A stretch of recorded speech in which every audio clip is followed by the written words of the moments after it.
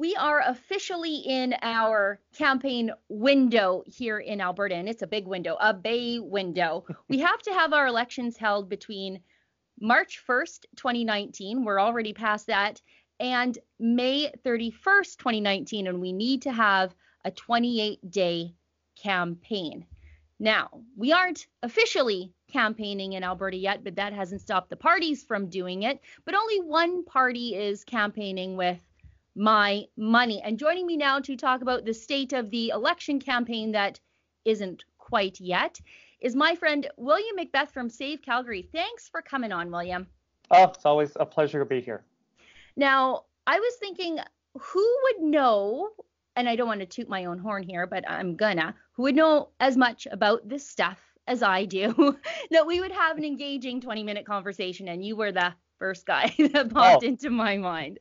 Well, it's an honor. Let's talk about some of the things that Jason Kenney has announced in the last little bit, and there is a ton of red meat in this for Conservatives. Some are, they weren't really top of mind issues, but I think Conservatives are going to jump at them, like the financial supports for veterans and first responders, and that hero fund that Tanny Yao, who himself is a firefighter, announced. I think that's fantastic, and I think it might actually even sway some of those traditionally public sector votes, the firefighters union, the police union, sort of in favor of the UCP.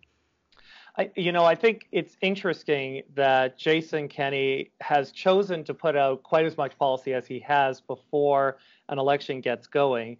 And I think in the case of this Heroes Fund, Alberta has, I think, a pretty enviable track record when it comes to its first responders and the work they've done. We saw them here where I live in Calgary during the 2013 floods. We saw them doing wonderful work up in Fort McMurray during those devastating fires. And I think there's a genuine love from Albertans for the people who work as our first responders. So I'm really glad that the UCP chose a policy and put forward a policy for a group that maybe doesn't get enough attention from the government of the day.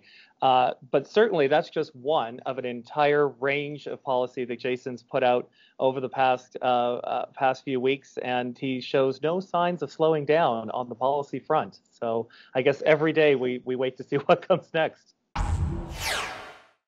That's an excerpt from the Ezra Levant Show. Every day I do a video monologue and then I interview an interesting guest, and then I end by reading my hate mail. But you've got to subscribe to it, which you can do at therebel.media/shows.